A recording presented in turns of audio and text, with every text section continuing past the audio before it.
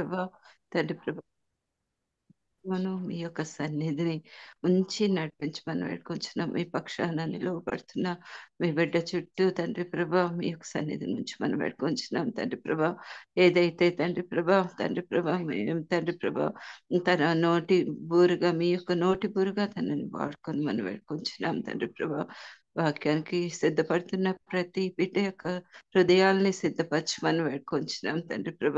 తండ్రి ప్రభా ప్రతిదీ మేము తీసుకోగలడానికి తండ్రి ప్రభా మీ సన్నిధిలో మమ్మల్ని మేము సరి చేసుకోగలబడగలడానికి కావాల్సిన సహాయము నడిపింపు అందరితో ఉంచి నడిపించమని యేసు ప్రభు వారి దివ్యమైన నామములో స్తుతించి ప్రార్థించి అడిగి వేడుకొంచున్నాం తండ్రి. ఆమె amen amen amen hallelujah praise lord. Thank you so much అన్న గారు. సునీత రఘుమరావు గారు థ్యాంక్ యూ సో మచ్ అండి. స్వరూపన్న ప్లీజ్ అన్న. Thank you Johnson. ఇప్పుడు వచ్చిన పరిశుద్ధులందరికీ దేవుని నామంలో వందనాలండి. ఈ సమయంలో మనకు వాక్యాన్ని అందించడానికి దైవానుచిత్తంగా ఏర్పరచబడినటువంటి బ్రదర్ బాబీ రత్నాకర్ అన్నయ్య గారు మనకు వాక్యాన్ని అందించడానికి సిద్ధంగా ఉన్నారండి. అన్నయ్య గారు అందరికీ సుపరిచితులే. కొత్త వారి కోసం సభా మర్యాద కోసం చిరు పరిచయం. అన్నయ్య గారిని పరిచయం చేయడం గౌరవంగా భావిస్తా ఉన్నాను. బ్రదర్ బాబీ రత్నాకర్ గారు అద్భుతమైన కృప చేత రక్షింపబడిన ఒక పాత్ర. వేదాంత శాస్త్రం మరియు తత్వశాస్త్రం ఎడల వారికి ఆసక్తి, రుచిగల ఫుడ్ మరియు స్నేహితులు అంటే వారికి మక్కువ. ప్రయాణించడము, రచన మరియు కవిత్వం చదువుటయు వారి హాబీలు. షీలా మరియు బాబీ గారులకు 3 పిల్లలు, అనేక మంది ఆత్మీయ బిడ్డలు. అందమైన సాగర తీర నగరం విశాఖపట్నం వారి నివాసం. అన్నయ్య గారి కుటుంబాన్ని దేవుడు దీవించిన విధానాన్ని బట్టి దేవునికి వందనాలండి. వెల్కమ్ టు అన్నయ్య గారు, ప్లీజ్ అండి.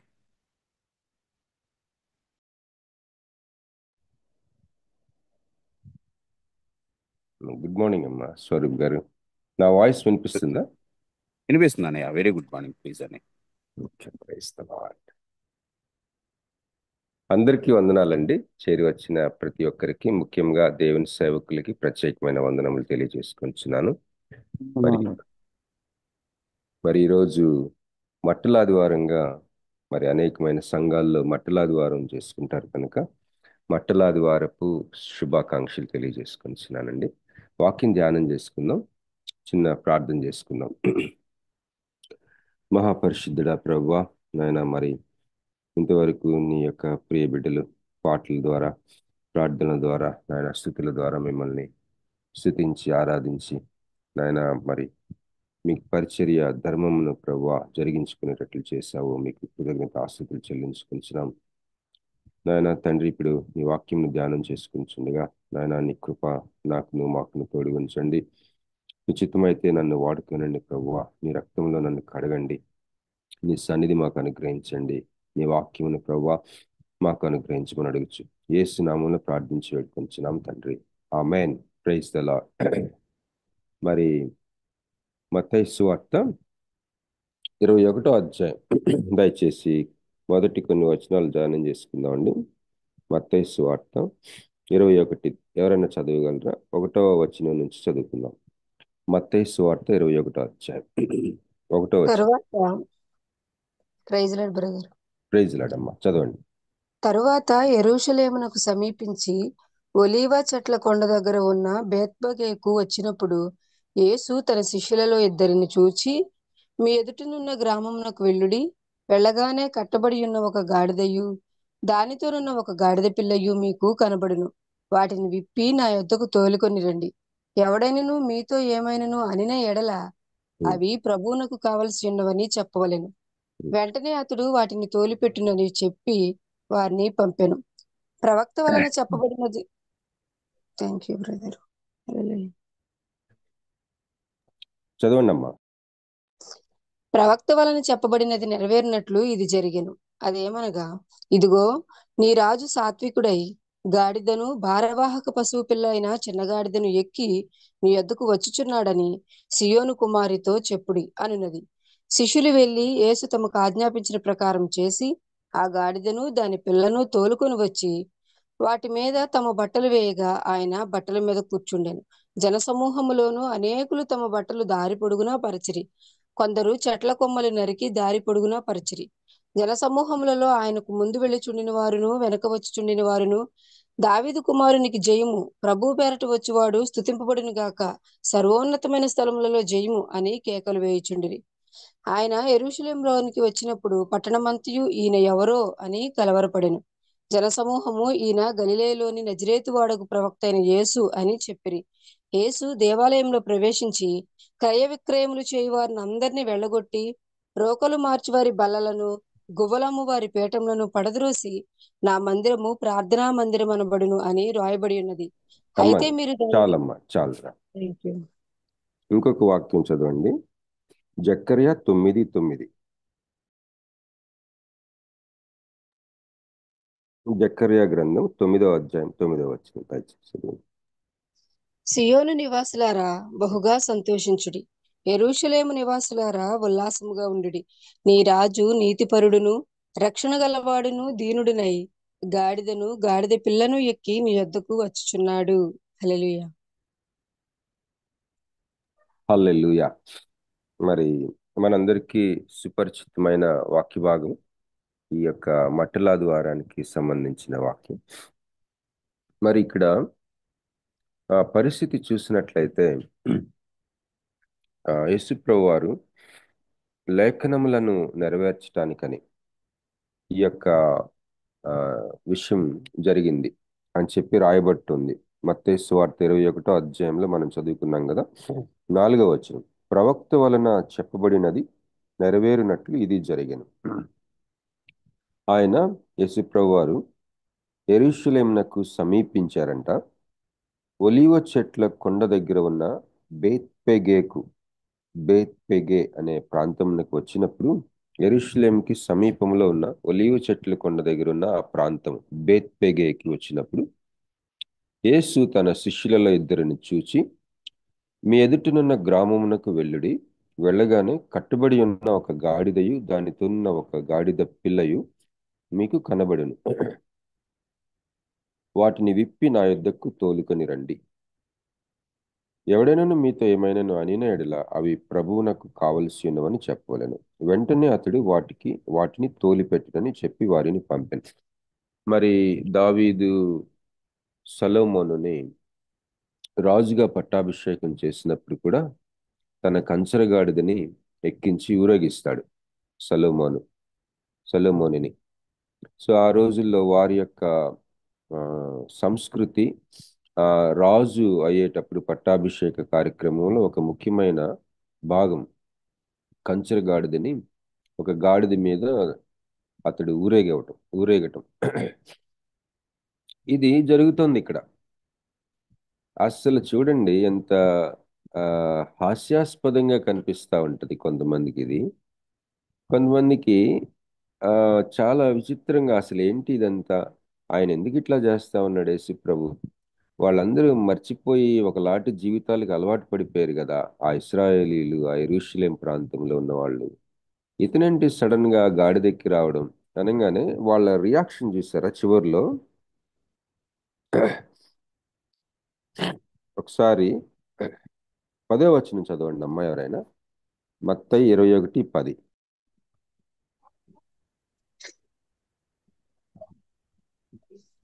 ఆయన యెరూషలేములోనికి వచ్చినప్పుడు పట్టణమంతయు ఈయన ఎవరో అని కలవరపడెను. అది కలవరపడ్డారంట. ఇంగ్లీష్లో ఏముంది? సిటీ వాజ్ మూవ్డ్ అని ఉంది. మొత్తం పట్టణమంతా కూడా ఒక కదలిక, గందరగోళం. సో ఇంగ్లీష్లో ఒక మాట ఉంటుంది, టెన్షన్ అని. నాకు టెన్షన్గా ఉంది అంటాం కదా. కానీ దానికి థియలాజికల్ సర్కిల్స్లో, వేదాంత విషయాల్లో దాని అర్థం ఒకటి ఉంటుంది. టెన్షన్ అంటే 2 అంశాల మధ్య ఒకలాంటి పెనుగులాట, లేకపోతే ఒకలాంటి అలజడి, ఒకలాంటి కలవరం, లేకపోతే ఒకలాంటి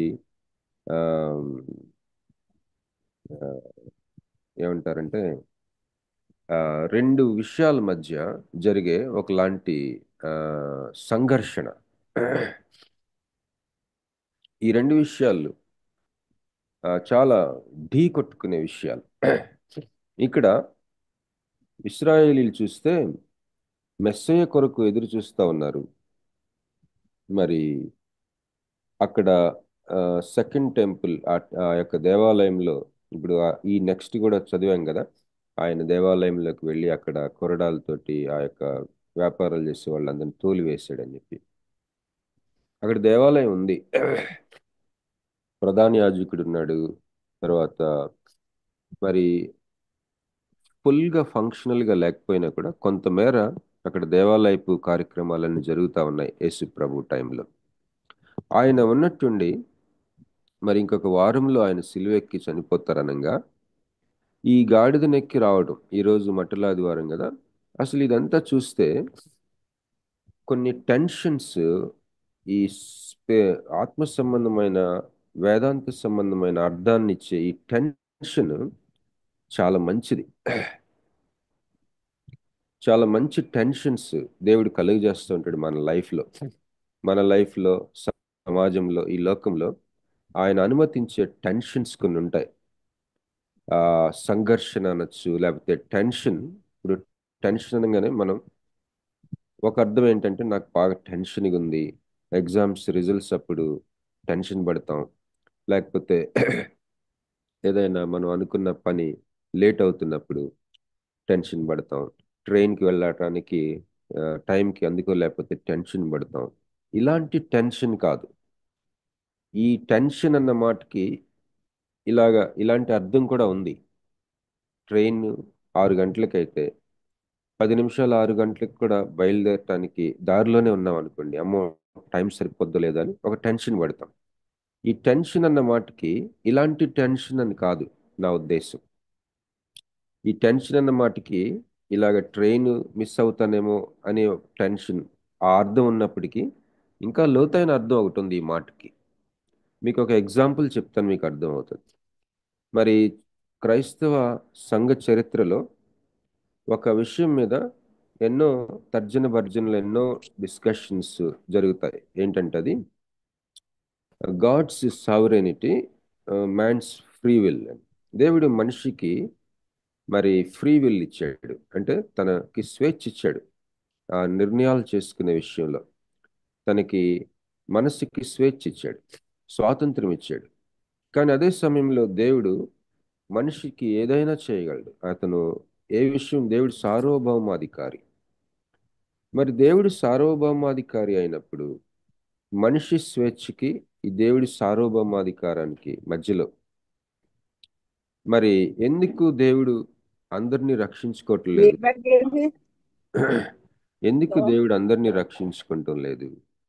ఎందుకు మనిషి అన్ని చేయలేకపోతున్నాడు? లేకపోతే మనిషి ఫ్రీ విల్, ఈ రెండిటి మధ్య కొన్ని మిలేనియమ్స్గా, కొన్ని వేల సంవత్సరాలుగా డిస్కషన్ అవుతుంది. ఇది ఒక రకమైన టెన్షన్ అన్నమాట. ఈ టెన్షన్ ఉండటం మంచిది, ఈ డిస్కషన్ ఉండటం మంచిది. ఒకరోజు ఒక థియలాజికల్ కాలేజీలో ఒక ప్రొఫెసర్ గారు ఒక అంశం మీద ఆ క్లాస్ రూమ్లో ఉన్న ఆ స్టూడెంట్స్ అందరినీ డిస్కషన్ పెట్టాడు. ఆ డిస్కషన్ ఎంత అంటే అందరూ కూడా వాళ్ళు సేవకులే, వాళ్ళు చాలా అలజడితో కూడిన డిస్కషన్ అవుతుంది.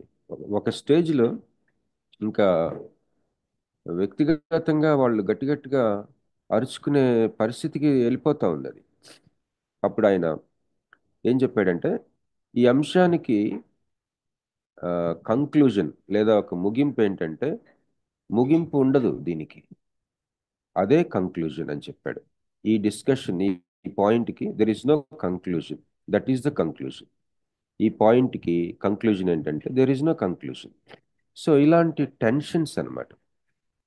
అయితే మనకు కొన్ని అంశాల్లో కంక్లూజన్స్ ఉంటాయి, ముగింపులు ఉంటాయి, కానీ టెన్షన్ ఉంటుంది. ఇప్పుడు ఉదాహరణకి అలాంటి ఒక టెన్షన్ క్రియేట్ చేశాడు సొసైటీలో యేసుప్రభు వారు. ఒక్కోసారి మన ప్రెజెన్స్ ఆ స్టేటస్ కొని క్వశ్చన్ చేసే విధంగా ఉంటుంది. ఉదాహరణకి మనం ప్రజెంట్ సిచ్యుయేషన్లో మన సమాజంలో నిన్న ఒక ప్రెస్ మీట్ పెట్టారు పోలీస్ డిపార్ట్మెంట్ వారు, ప్రవీణ్ పగడాల గారి గురించి. ఆ ప్రెస్ మీట్లో మీరు గమనించినట్లయితే పోలీస్ డిపార్ట్మెంట్ వాళ్ళు దాదాపు 4-5 చాలా ఉన్నత అధికారులు కూర్చున్నారు. సహజంగా ఒక యాక్సిడెంట్ కానీ ఒక మర్డర్ కేసు కానీ జరిగితే ఎవరో ఒక అధికారి కూర్చుంటాడు, ఆయన ప్రక్కన ఇంకొక ఆయన కూర్చుంటాడు, ప్రెస్ మీట్ పెడతారు. కానీ వాళ్ళు 4-5 కూర్చున్నారు నిన్న ప్రెస్ మీట్లో. చాలా వివరంగా ఇచ్చారు మొత్తం డీటెయిల్స్. మన క్రైస్తవ సమాజంలో వాళ్ళు పోలీస్ డిపార్ట్మెంట్ వాళ్ళు ఇచ్చిన డీటెయిల్స్ ఒక ప్రక్కన, ఆ ప్రెస్ మీట్లో వాళ్ళు ఏం తేల్చారు? ఇది యాక్సిడెంట్ అని తేల్చారు, ఇది హత్య కాదని తేల్చారు. వివరాలన్నీ కూడా ఆ ప్రెస్ ముందు ఉంచారు, అంటే సమాజం ముందు ఉంచారు. కానీ మన క్రైస్తవ సమాజంలో కొంతమంది దగ్గర బలమైన అనుమానాలు ఉన్నాయి. ఆ అనుమానాలు నివృత్తి కాలేదు, బహుశా నివృత్తి అవుతాయని అనుకుంటానికి కూడా లేదు. కానీ అనుమానాలు అవి సమాజం ముందు, అధికారుల ముందు పెట్టబడినాయి. బలమైన అనుమానాలు మనకున్నాయి. ఆ వ్యక్తి అసలు ప్రవీణ్ కాదని, లేకపోతే అసలు కంప్లీట్గా చాలా హై లెవెల్ ప్లానింగ్ హత్య ఇదని, ఇలాగ రకరకాలైన అనుమానాలు ఉన్నాయి మనకి. అవి కొన్ని అయితే ఈ టెక్నికల్ డీటెయిల్స్ తోటి సహా కొన్ని అనుమానాలు ఈ సోషల్ మీడియాలో పెట్టారు కొంతమంది క్రైస్తవ నాయకులు. ఈ టెన్షన్ చూడండి, ఈ టెన్షన్ ఉండాలి, ఈ సంఘర్షణ ఉండాలి. అప్పుడే అసలు దేవుని యొక్క గొప్ప సంకల్పాలు నెరవేరుతాయి. ఎన్నో ఊరేగింపులు జరుగుతూ ఉన్నాయి అనేకమైన ఊర్లలో. ఈ రాధా మనోహర్ లాంటి వాడు వాడు ఆశ్చర్యపోయి ఉంటాడు. వీళ్ళు నిద్ర లేగిస్తే క్రైస్తవ సమాజం మేల్కొంటే ఇలా ఉంటుందా, వాళ్ళు ఎంతవరకు నన్ను ఓర్చుకున్నారనమాట అని. ఇంకా రామ్ గోపాల్ వర్మ అనే ఒక ఫిల్మ్ డైరెక్టర్ అంటాడు, చాలా కాలం క్రితం ఎక్కడో ఒరిస్సాలో ఎక్కడో ఈ క్రిస్టియన్ ప్రీచర్ ఒక ఆయన్ని చంపేశారు. అప్పుడంత హడావిడి చేయలేదు, ఇప్పుడు ఎందుకు ఇంత హడావిడి చేస్తున్నారు నాకు అర్థం కావట్లేదు అంటున్నాడు అతను. అతడు ఎవరి గురించి మాట్లాడుతున్నాడంటే గ్రహాం స్టెయిన్స్ గురించి మాట్లాడుతున్నాడు. చాలా కాలం క్రితం గ్రహాం స్టెయిన్స్ వాళ్ళ కొడుకులిద్దరిని వ్యాన్లో సజీవ దహనం చేశారు ఒరిస్సాలో, మనందరికీ తెలుసు. ఆయన అబ్జర్వేషన్ కరెక్టే, రామ్ గోపాల్ వర్మ అబ్జర్వేషన్ కరెక్టే. ఈ ప్రవీణ్ పగడాలకి చనిపోయినప్పుడు జరిగినంత ఆందోళన గ్రహాం స్టెయిన్స్ వాళ్ళు చనిపోయినప్పుడు చేయలేకపోయారు ఒరిస్సాలో కానీ అక్కడ కానీ. ఆ తర్వాత స్లోగా అంటుకుంది అది. ఏది ఏమైనా గోధుమ గింజ భూమిలో పడి చావనీడల అన్న మాట మరి ఎంత మూమెంట్, ఎంత ఆందోళన బయటకు వచ్చింది క్రైస్తవ సమాజంలో, ఎంత ఎంత సంఘర్షణ. పోలీస్ డిపార్ట్మెంట్, గవర్నమెంట్ వాళ్ళకున్న అభిప్రాయం ఒకటి, క్రైస్తవ సమాజానికి ఉన్న అభిప్రాయం ఒకటి. ఈ రెండు ఎదురెదురుగా నిలిచినాయి. కొన్నిసార్లు ఈ టెన్షన్స్ చాలా అవసరం. మీరు లోకమునకు ఉప్పై ఉన్నారని, అసలు క్రైస్తవులు ఓర్చుకుంటున్నారన్నమాట అన్నది అర్థమవుతా ఉంది. క్రైస్తవుల్లో కొంతమంది నాయకుల్లో కొద్దిగా అదుపు తప్పి మాట్లాడుతూ ఉన్న వాళ్ళు కొంతమంది ఉన్నమాట కరెక్టే. మరి వాళ్ళు కూడా కొన్ని మార్చుకోవాలి. 1 పేతురు 3:15 దయచేసి ఎవరైనా చదువుతారమ్మా? 1 పేతురు 3:15.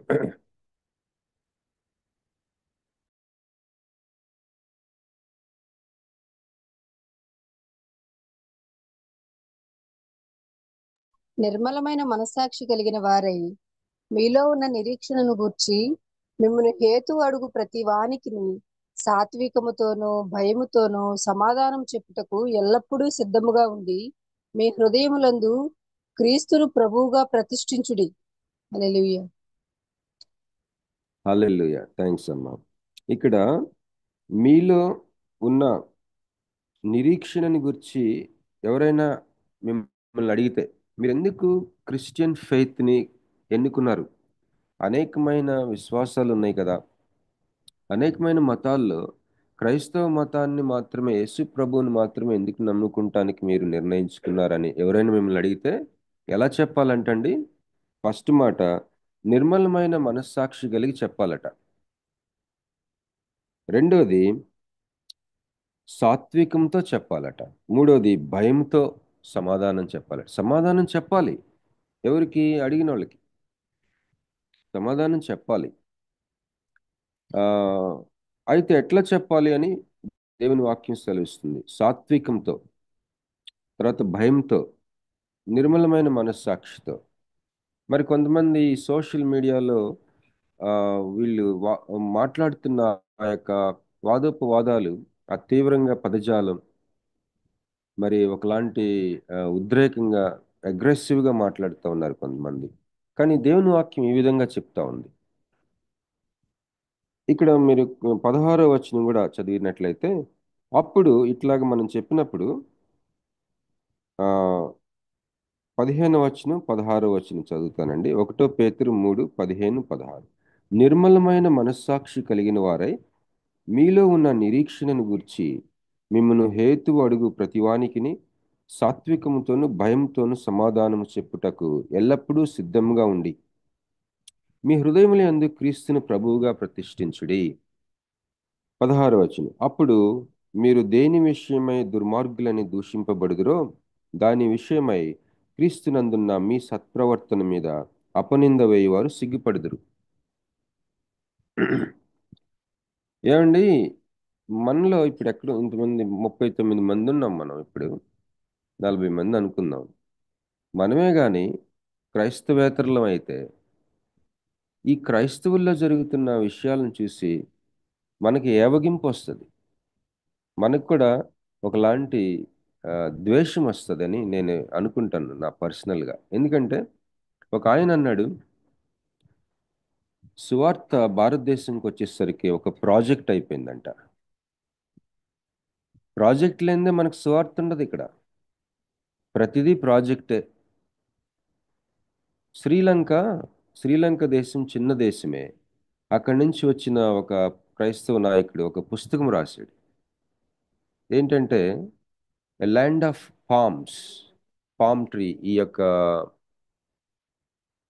పామ్ ట్రీస్ ఉంటాయి కదా, ఈత చెట్లు లేకపోతే ఒకలాంటి చెట్లు ఉంటాయి అక్కడ, ఎక్కువగా ఉంటాయి పామ్ ట్రీస్.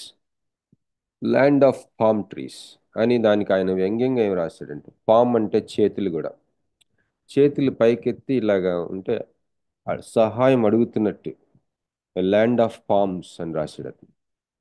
మేము ఎప్పుడు చూసినా పాశ్చాత్య దేశాలని చేతులు చాచి అడుక్కుంటమే, అలాంటి ల్యాండ్ మాది. మన దేశం కూడా అలాగే ఉందిగా, క్రైస్తవ మతం కూడా, క్రైస్తవులు కూడా అలాగే ఉన్నాంగా మనం. చూడండి, మీరు కళ్ళు తెరిచి చూడండి.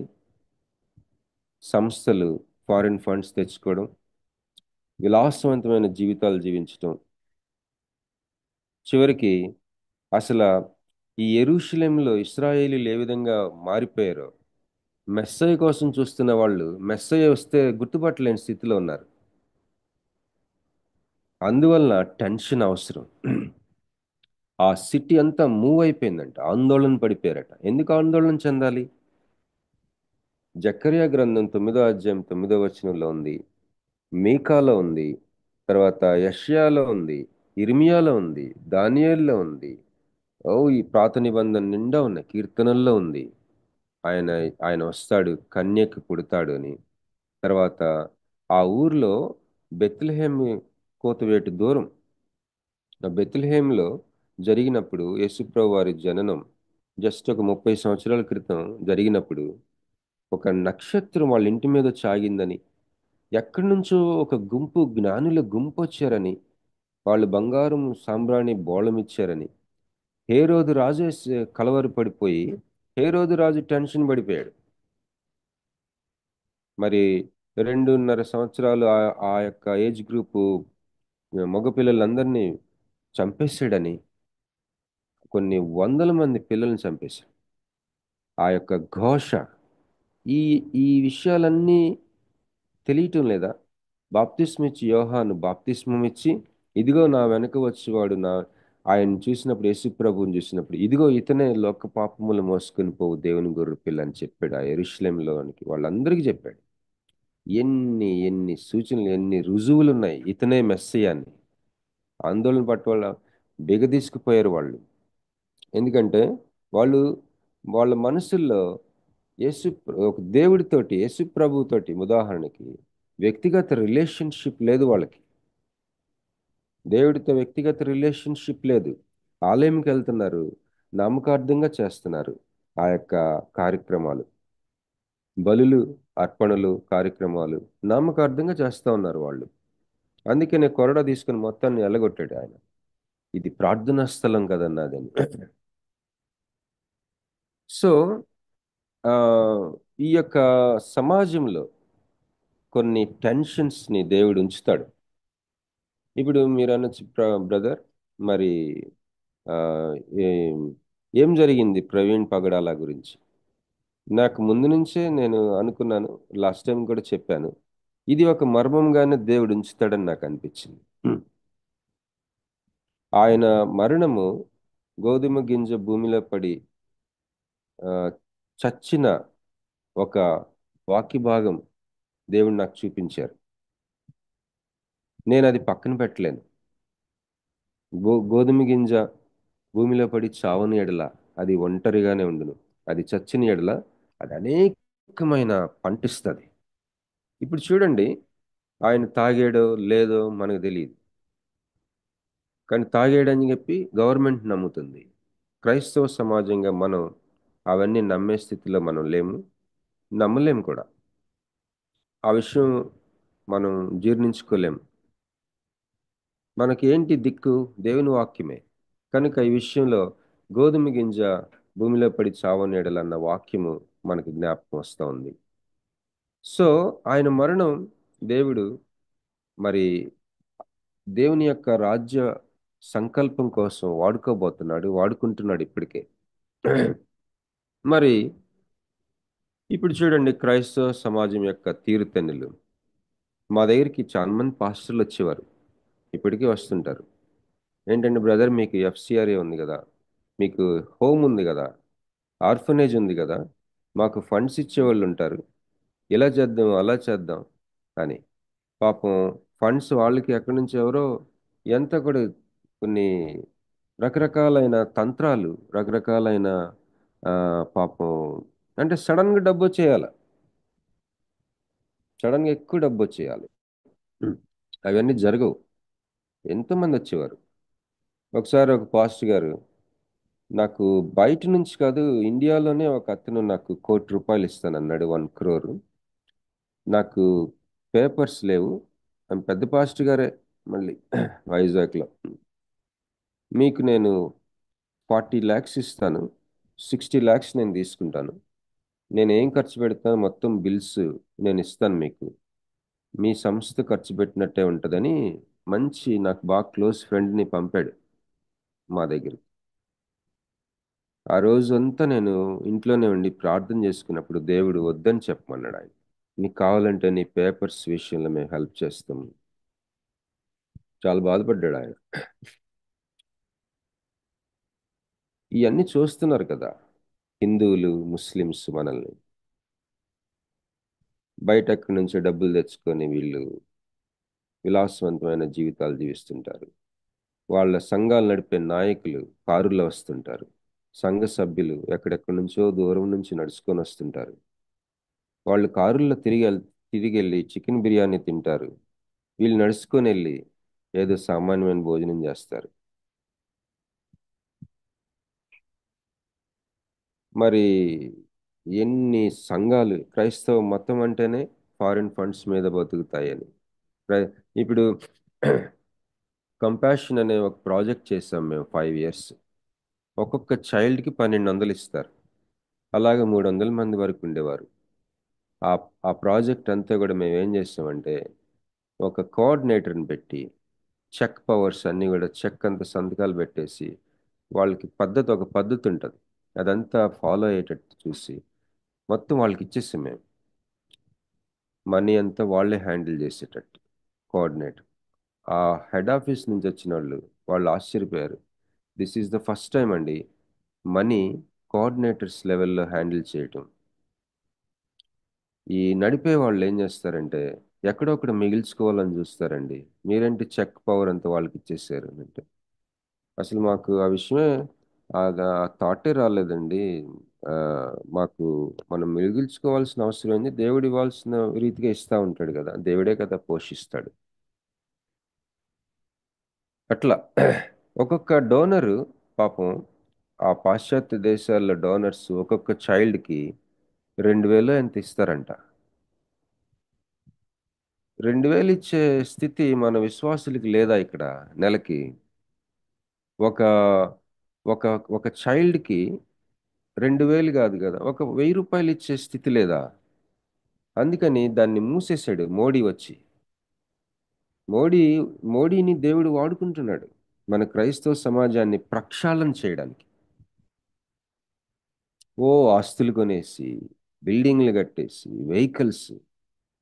వెహికల్స్ అయితే అసలు ఒక ఆయన అన్నాడు, అరే నేను ఒక కాలినడకన విజయనగరం వెళ్ళి, ఆయన హిందువు అతను, కాలినడకన విజయనగరం వెళ్ళి ఒక క్లర్క్ దగ్గర నుంచి నేను ఈ స్థితికి వచ్చాను.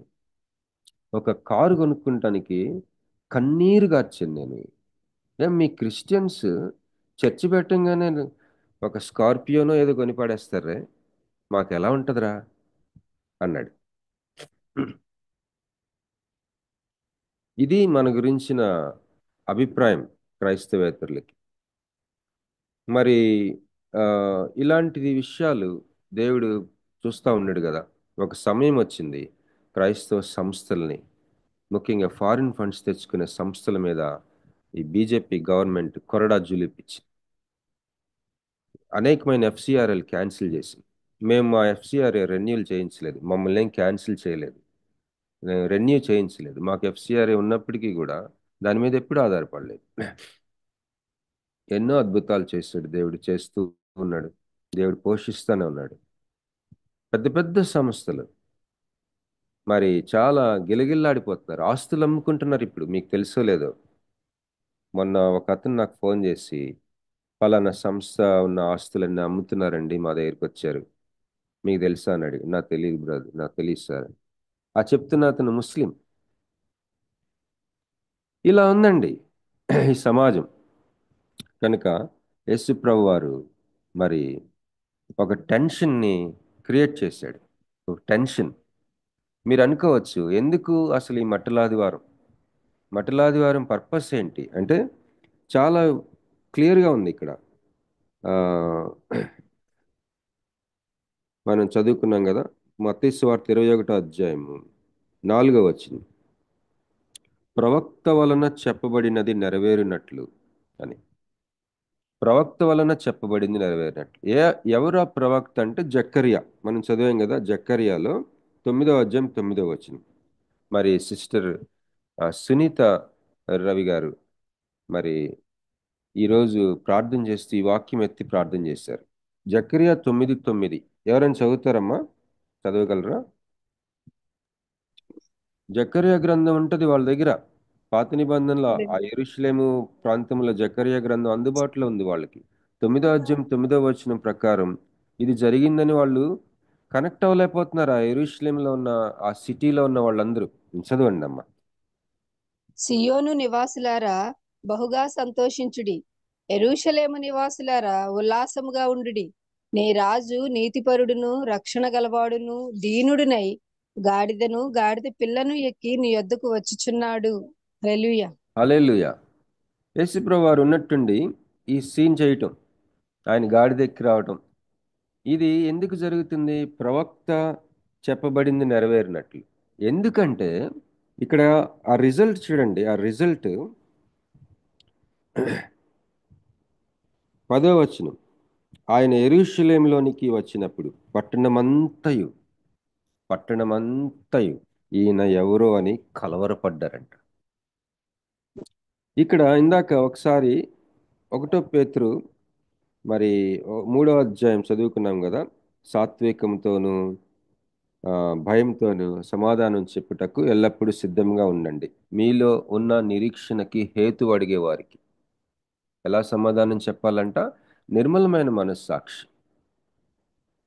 ఊరికే రెచ్చిపోయి సమాధానం చెప్తా ఉన్నారు సోషల్ మీడియాలో.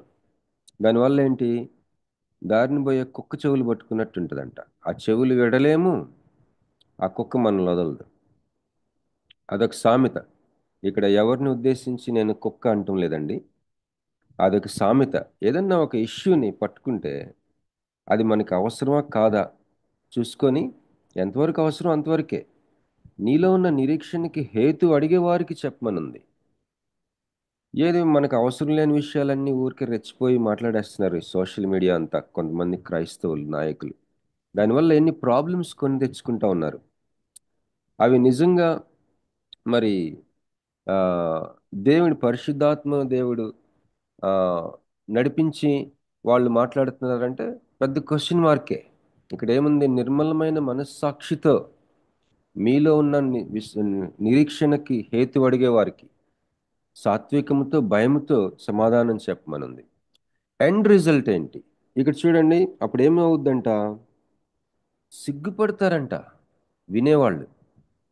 నువ్వు ఎప్పుడైతే నిర్మలమైన మనస్సాక్షితో నిన్నెవరైతే నీలో ఉన్న విశ్వాసమునకు లేకపోతే నిరీక్షణకి హేతు అడిగే వారికి సాత్వికముతో భయముతో నిర్మలమైన మనస్సాక్షితో నువ్వు కానీ సమాధానం చెప్పగలిగితే దానివల్ల ఏమవుతుంది, మీరు దేని విషయమై దుర్మార్గులని దూషింపబడుదురో దాని విషయమై క్రీస్తునందున్న మీ సత్ప్రవర్తన మీద అపనింద వేయవారు సిగ్గుపడుదురు. ఈ రోజుల్లో కొంతమంది, ప్రవీణ్ పగడాల గారు చాలా చక్కగా ఆన్సర్ చేశారు కొన్ని ఆ, ప్రశ్నలకి.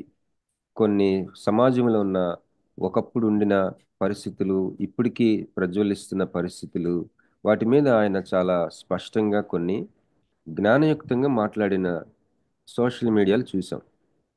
కానీ కొంతమంది సరిగ్గా సిద్ధపాటు లేకుండా కొన్ని డిబేట్స్ చేయడం, సమాధానాలు చెప్పాలని ప్రయత్నించి చెప్పలేకపోవడం. ఆ, నిజానికి చాలా ఇన్ఫార్మ్డ్ పీపుల్ కూడా ఫెయిల్ అవుతా ఉన్నారు. మొన్న ఈ మధ్య రంజిత్ ఓఫిర్కి మరి మొండితోక సుధాకర్ గారి టీంకి ఒక డిబేట్ అయింది, దాదాపు 3 గంటలు. రంజిత్ తోఫిర్ గారే తన వాదన చాలా స్పష్టంగా ఉన్నాడు. అతను రాసింది తప్పే, నా దృష్టిలో తప్పు. ఆయన సిద్ధాంతం నేను ఒప్పుకోను. వీళ్ళు ముగ్గురు, మొండితోక సుధాకర్ గారు ఇంకా కొంతమంది రైట్ థియాలజీ ఫోరం ఏదో పెట్టుకున్నారు. వాళ్ళు ఆయనతో మాట్లాడినప్పుడు ఆయన రాంగ్ రాసినా కూడా, ఓఫిర్ గారు ఆయన ఆయన సిద్ధాంతం తప్పుడు సిద్ధాంతం అయినప్పటికీ ఆయనలో చాలా స్పష్టత ఉంది. కానీ వీళ్ళు సిద్ధపాటు లేకుండా ఆయనతో డిబేట్కి దిగారు. ఆయన అసలు ఛాలెంజ్ చేస్తూ ఉన్నాడు, నెక్స్ట్ మళ్ళీ మీరు ఎప్పుడు వస్తారో రండి, నేను కూడా వస్తాను, నేను నా పాయింట్ ఇదే. కానీ ఆయనతో ఏం మాట్లాడాలో వీళ్ళకి తెలియటం లేదు. ఉదాహరణకి రంజిత్ తోఫిర్ గారు నమ్మే సిద్ధాంతం ఒక 4-5 సిద్ధాంతాల్లో ఒకటి. మరి దాని గురించి వీళ్ళు థియాలజీ మరి ఏం చదివారో, ఎలాగ సిద్ధపడ్డా, అసలు సిద్ధపాటే లేదు. నేను 3 గంటలు చూశాను. కనుక సరైన సిద్ధపాటు లేకుండా మరి వాదోపవాదాలకి దిగటం, సరిగ్గా బేస్లెస్గా, అసలు మనకి మాట్లాడే వాళ్ళకి, ఇప్పుడు రాధా మనోహర్ ఉన్నాడు, అతనికి సమాధానం చెప్పేటప్పుడు ఉద్రేకంగా చెప్పవలసిన అవసరం లేదు. ఒకవేళ అసలు అలాంటి వాళ్ళకి సమాధానం చెప్పవలసిన అవసరం లేదు. ఒకవేళ ఆయనకు సమాధానం చెప్పగలిగితే పాయింట్ వైజ్, నువ్వు ఇట్లా అంటున్నావు, ఇది ఇది దీనికి ఇలా అంటున్నావు, ఇది ఈ సమయంలో బోధకులు అవసరం బాగుంటుంది. థియాలజీ చదివిన వాళ్ళు, ఈ సమయంలో బైబిల్ కాలేజెస్లో చదివిన వాళ్ళు, ఆ యొక్క పండితులు, బైబిల్ పండితులు ప్రతి దానికి సమాధానం చెప్పారు గతంలో. చక్కగా చెప్పొచ్చు, సాత్వికంగా, భయంతో, నిర్మలమైన మనస్సాక్షితో. అప్పుడు ఇలాగా మనల్ని దుర్మార్గులు అనుకునే వాళ్ళు సిగ్గుపడతారంట. సిగ్గుపడెదరు. చూసారా టెన్షన్ అక్కడ, టెన్షన్ ఇక్కడ. యెరూషలేం అంతా కలవరపడిపోయింది. ఎందుకు కలవరం అంటే, వాళ్ళు ఒక టైప్ ఆఫ్ భవిష్యత్తుని, వర్తమానాన్ని ఊహించుకుంటుంటే, ఇతను వస్తున్నాడు గాడిదెక్కి, యెరూషలేంకి ఎంటర్ అవుతా ఉన్నాడు గాడిదనెక్కి. ఒక వ్యక్తి గాడిదనెక్కి ఓహో ఏంటి ఒకలాంటి స్థుతుల మధ్య వస్తున్నాడంటే అది పట్టాభిషేకానికి సూచన. వాళ్ళకి బాగా తెలుసు అది. సో ఇక్కడ ఏం జరిగిందో చూద్దాం. మనం వాక్యం మత్తయి సువార్త 21వ అధ్యాయంకి వెళ్దాం. ఈరోజు మట్టలాదివారం పర్పస్ ఏంటి? యేసుప్రభు వారు ఎందుకు చేశారు? యేసుప్రభు వారు ఇది చేయకుండా కూడా గుడ్ ఫ్రైడేకి వెళ్ళిపోవచ్చు. శిలువ మరణం ఆయన మెయిన్ పర్పస్ మట్టలాదివారం కాదు. కానీ ప్రవక్త మాటలు నెరవేరినట్లుగా ఇది జరిగింది. ఎందుకు ప్రవక్త మాటలు నెరవేరాలంటే పట్టణం అంతా కలవరపడాలి. అది పర్పస్, సంకల్పం అది. మరి మనం కూడా మట్టలు తీసుకుని ఊరేగింపు చేసి అందరిని కలవరపరచాలని కాదు దాని అప్లికేషన్. మనం చేస్తాం, చిన్నప్పుడు మేము కూడా చేసేవాళ్ళం. కానీ ఇప్పుడు మనం ఉన్న వాతావరణం, మనం ఉన్న ఊరు, మనం ఉన్న వీధి, మన ఏరియా, కొన్ని వీటన్నిటిని దృష్టిలో పెట్టుకుని ఊరేగింపులు చేస్తే బాగుంటుంది. మీరు అనుకుంటున్నారేమో దేవుడు గమ్మునుంటున్నాడని. దేవుడు మైక్రో లెవెల్లో చేయట్లేదు, మ్యాక్రో లెవెల్లో చేస్తున్నాడు. ఇర్మియా గ్రంథం నేను నాకు క్వైట్ టైం చదువుతా ఉంటే దేవుడు ఎన్ని భయంకరమైన పనులు చేశాడో అన్ని జనుల దేశాలని, యెరూషలేంని. ఆయన అసలు బబులోన్ని ప్రేరేపించి యెరూషలేంని ఆక్రమించుకొని చెరబట్టుకునేటట్టు చేసిన దేవుడు ఆ బబులోనికి దైవస్పృహ లేదని, ఇష్టం వచ్చినట్టు నా బిడ్డల్ని నాశనం చేస్తారని చెప్పి ఆ బబులోను వారిని చిత్ర హింసలు పెట్టాడు. ముఖ్యంగా ఆర్థికంగా దెబ్బకొట్టాడు దేవుడు.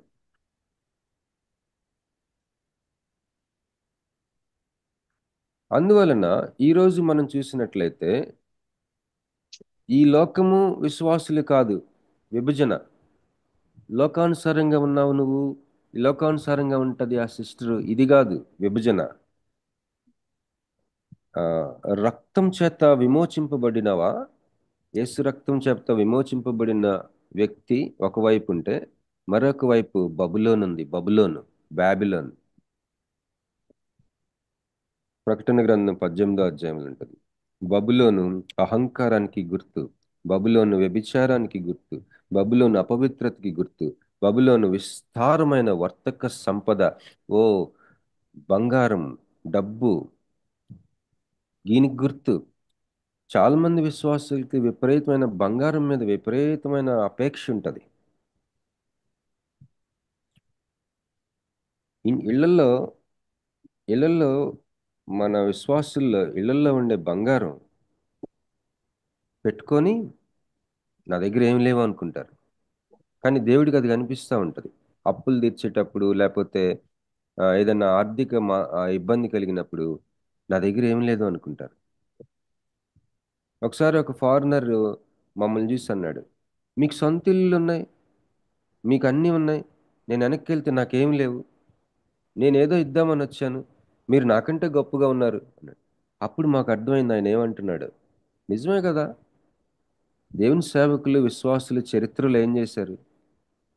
ఆస్తులు అమ్ముకొని వాళ్ళకున్న విలువైన జార్జి ముల్లరు వాళ్ళ వైఫ్కి చాలా ఇష్టమంట ఈ కొన్ని కళాత్మకమైన వస్తువులు ఇంట్లో పెట్టుకోవడం.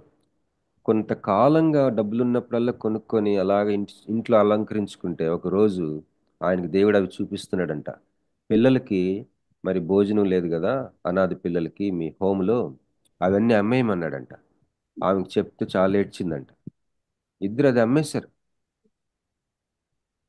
మన ఇంట్లో బంగారం ఉంటుంది, అది అది దాంట్లో కొన్ని అవసరాలు తీర్తాయి అని మనకు అనిపించదు. నేను ఒక సేవకురాలు డెంగ్యూ వస్తే వాళ్ళ హస్బెండ్ వచ్చి తమ్ముడు అని గందరగోళం అయిపోతున్నాడు. నేను కూడా భయపడిపోయాను. నేను వెళ్ళి అప్పుడు కొంత లోను కార్యక్రమం జరుగుతూ ఉంది, ఇండస్ట్రీ ఒకటి పెట్టాం. ఆ మేనేజర్ దగ్గరికి వెళ్ళి, బ్యాంక్ మేనేజర్కి, సార్ ఇట్లాగా మాకు బాగా తెలిసిన వాళ్ళకి నాకు డబ్బులు కావాలంటే ఏదో ఒకటి బిల్లు పెట్టండి నేను ఇస్తానన్నాడు. నేను దొంగ బిల్లు పెట్టాను, ఏదో ఒక బిల్లు పెట్టి. ఎందుకంటే ఆ ప్లేట్లెట్స్ 10,000కి వచ్చేసింది. ఆ 10,000 కిందకి వెళ్తే ఇంటర్నల్ బ్లీడింగ్ అవుద్దంట. గబగబా ఒక 28,000 ఎంతో ఇచ్చాడు అప్పటికప్పుడు. అవి తీసుకుని పరుగున గాజువాక్ నుంచి నేను ఇక్కడికి హాస్పిటల్కి వస్తే ఆయనకి ఇస్తే సావు కబురు సర్త చెప్తున్నాడు. 4 లక్షలు ఫిక్స్డ్ డిపాజిట్ ఉందంట ఆయన దగ్గర. చంప మీద కొట్టాలనిపించింది నాకైతే. భార్య చచ్చిపోతుంటే 4 లక్షలు. పాస్టర్ అతను ఆమె చచ్చిపోయేదే. నేను అడిగాను, ఎందుకు ఉంచావన్నా? అది కొడుకు కోసం, పెళ్లి కోసం ఉంచాడట. షేమ్ కదా. నీ ఇంట్లో గోల్డ్ కూడా ఉండి ఉండొచ్చు ఇట్లానే అవసరాలకి. మా మామగారు చనిపోయినప్పుడు మా గోల్డ్ మొత్తం అమ్మి పడేసి వెళ్ళాను నేను. మా వైఫ్కి కూడా తెలియదు. మా దగ్గర కొద్దిగా ఉంది. గుంటూరులో చనిపోయారు, వైజాగ్లో ఉన్నాను అప్పుడు నేను. సో దేవుడు మనకి ఇట్లా చూస్తూ ఉంటాడు, కొన్ని మన లోపలికి చూస్తూ ఉంటాడు. మరి కనుక రక్తం చేత విమోచించబడ్డావా? మరి ఒక ఆయన పుస్తకం రాశాడు, ఉతోపియా ఆర్ రిడెంప్షన్ అని. నువ్వు విమోచన ఒక పక్కన, ఆదర్శకరమైన సమాజం ఒక ప్రక్కన. విమోచించబడిన వ్యక్తివా, బబులోనువా? మన ఉదాహరణ, మన దేశంలో, మన ఊర్లలో, మన విశ్వాసులు, మన సంఘాల్లో విమోచింపబడిన వ్యక్తులు ఉంటారు, బబులోన్ ఉంటుంది. ఈ బబులోన్ని దేవుడు చాలా పెద్ద ఎత్తున ఆయన డీల్ చేస్తూ ఉన్నాడు. చాలా పెద్ద ఎత్తున మనం కళ్ళు తెరిచి చూస్తే తెలుస్తుంది.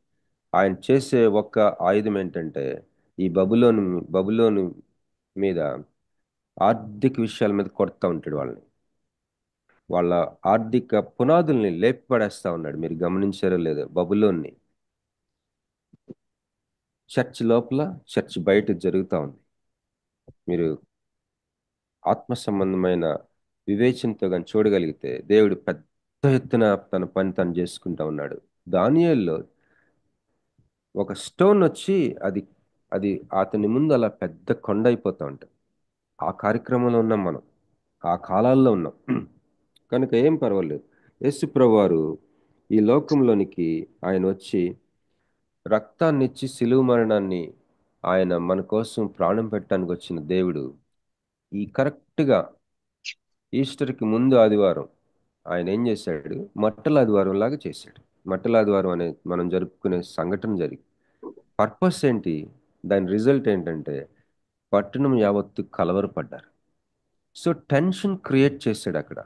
యేసు ప్రభువారు కావాలనే ఆయన గాడిదనెక్కి ప్రవక్త అయిన జకర్యా మాటలు నెరవేరినట్లుగా ఈ ఆ ఊర్లోనికి, యెరూషలేంలోనికి ప్రవేశించినప్పుడు కలవరం, కలవరం, కలవరం, కలవరం. నీ హృదయం కలవరపడుతుందా దేని మీదైనా? అంటే యెరూషలేంలో ఉన్న ఎస్టాబ్లిష్డ్ క్రిస్టియన్స్, ఎస్టాబ్లిష్డ్ ఇస్రాయేల్ లాగా ఉన్నావు అనమాట నువ్వు.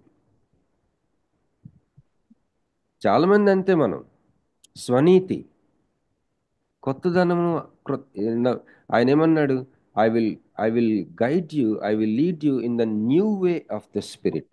ఆత్మలో క్రొత్త రీతిని నేను నడిపిస్తానంటుంటే ఆ క్రొత్త రీతి అప్గ్రేడ్ అవ్వలేవా? క్రొత్త రీతికి నీవు ఓపెన్గా ఉండలేవా? నీ చిత్తము, నీ వే ఆఫ్ లివింగ్, నీ వే ఆఫ్ అండ్ నిన్న జీవాతో మాట్లాడాను నేను. జీవానంద కుమారి ఇప్పుడు ఉందో లేదో, జీవానంద కుమారి ఉన్నట్టుంది. జీవానంద కుమారి, మేము ఒక ప్రాపర్టీ విషయంలో ఒక బ్రదర్ ఉన్నాడు, ఆయనకి మేము తెలుసు, ఒక పక్కన జీవాకి వాళ్ళు, ఆ కుటుంబం కూడా తెలుసు. బాగానే ప్రారంభించాడు. ఆ తర్వాత మరి చాలా ఇబ్బంది పెట్టాడు మమ్మల్ని ఆ వ్యక్తి. ఇంకా ఇబ్బంది పెడతా ఉన్నాడు. ఈ విషయంలో జేసీ కుమార్ గారు చూస్తా ఉన్నారు ఈ ఈ విషయం అంతా. నిన్న జీవానంద కుమార్ అని ఒకటి అడిగాను. జీవా, యశు ప్రభు నీకు వ్యక్తిగతంగా తెలుసు కదా, ఈ విషయంలో మూల కారణం ఏంటో నువ్వు ప్రభువుని అడిగేవా? ఇప్పటికైనా అడిగి నాకు చెప్పు అన్నా, నీలో ఈ లోటు ఉందంటే నేను సరి చేసుకుంటాను. నువ్వు అడిగేవా దీని మూల కారణం ఏంటంటే అడగలేదంటుంది. మరి ఇంతవరకు నువ్వు అవతల ఆ ఫ్యామిలీతో మాట్లాడుతూనే ఉన్నావు కదా, ఆవిడ కానీ నువ్వు కానీ ప్రభువుని అడగాలి కదా ఈ అంశంలో ఎక్కడ తేడా ఉందని. యెరూషలేము కలవరపడినట్టు మనం కూడా కలవరపట్టలేదా ఈరోజు? మట్టలు పట్టుకొని మనం ఆదివారం ఇచ్చేస్తున్నామేమో. దేవుడు తను నడిపిస్తున్న తీరుకి నీకు కలవరం రావట్లా? అందుకనే అంటది, శిరస్సుని హత్తుకొనమని ఉంటది. యోబు స్నేహితులు ఏం చేశారు? వాళ్ళు అసలు యోబు స్నేహితులు మాట్లాడిన మాటలు మనం క్యాలెండర్ల మీద కూడా ప్రింట్ చేసుకుంటున్నాం. అధ్యాయాలకు అధ్యాయాలు మాట్లాడారు వాళ్ళు. దేవుడు ఏమన్నాడు? చివరికి వీళ్ళ మాటలు నా దగ్గర నుంచి తీసుకొని మాట్లాడలేదు వీళ్ళు అని చెప్పాడు. వాళ్ళు మాట్లాడిన మాటలు చూస్తే దేవుడి గురించిన జ్ఞానం ఉంటుంది దాంట్లో, ఆ యోబు స్నేహితులు. కానీ దేవుడు అన్నాడు, ఇట్ ఈస్ నాట్ ఫ్రమ్ మీ. దేవుడి దగ్గర నుంచి తీసుకొని మాటలు వేరుగుంటది, అప్పటి వరకు దేవుడి గురించి తెలుసుకున్న జ్ఞానం వేరుగుంటది. మొదటి నిబంధనలో ఉన్న వాళ్ళు యెరూషలేములో ఈ కలవరపడిన వాళ్ళందరూ ఈ యొక్క టెన్షన్, ఈ సమాజంలో ఒకలాంటి టెన్షన్, ప్రతి విషయంలో ఒక టెన్షన్ని దేవుడు అది మంచి కొరకు అలౌ చేస్తాడు. ఇక్కడ ఒక టెన్షన్ చూస్తాం మట్టలాది వారంలో. ఒక టెన్షన్. టెన్షన్ అంటే నేను వివరించాను కదా, ఏదో ట్రైన్ టైం అయిపోతుంది అని మనం కంగారు పడే టెన్షన్ కాదు. అయ్యో మరి ఆర్థిక పరిస్థితుల్లో ఈ అప్పులోడు ఫోన్ చేస్తున్నాడేమో, ఫోన్ వస్తే మనం పడే టెన్షన్ కాదు. లేకపోతే ఎగ్జామ్స్ విషయంలో, రిజల్ట్స్ విషయంలో రేపు రిజల్ట్స్ వస్తుందనగా తెల్లవారే లేచి మనం పడే టెన్షన్ కాదు. ఇది కాదు టెన్షన్ అంటే నా ఉద్దేశం. టెన్షన్ అంటే ఇలాంటి మీనింగ్ కూడా ఉంది. టెన్షన్ అంటే వేదాంత థియలాజికల్ సర్కిల్స్లో బైబిల్ పరంగా చూస్తే అది ఒక ఆరోగ్యకరమైన టెన్షన్. ఒక ఉద్దేశపూర్వకంగా దేవుడు అలౌ చేస్తాడు. అసలు యేసుప్రభు వారు ఈ గాడిద మీద రాలేదనుకుందాం యెరూషలేంలో. అప్పుడేమవుతుంది? యెరూషలేము వారందరూ ఆ పట్టణం కలవరపడరు. దానివల్ల ఏమవుతుంది? ఆలోచించేవాడే ఉండడు. ఇర్మియా ఏం చేస్తాడంటే, వాళ్ళు బబులోను చెరలో ఉన్నప్పుడు ఇశ్రాయేలీలు ఒక రాజుగారు, అంటే ఒక్క నిమిషం,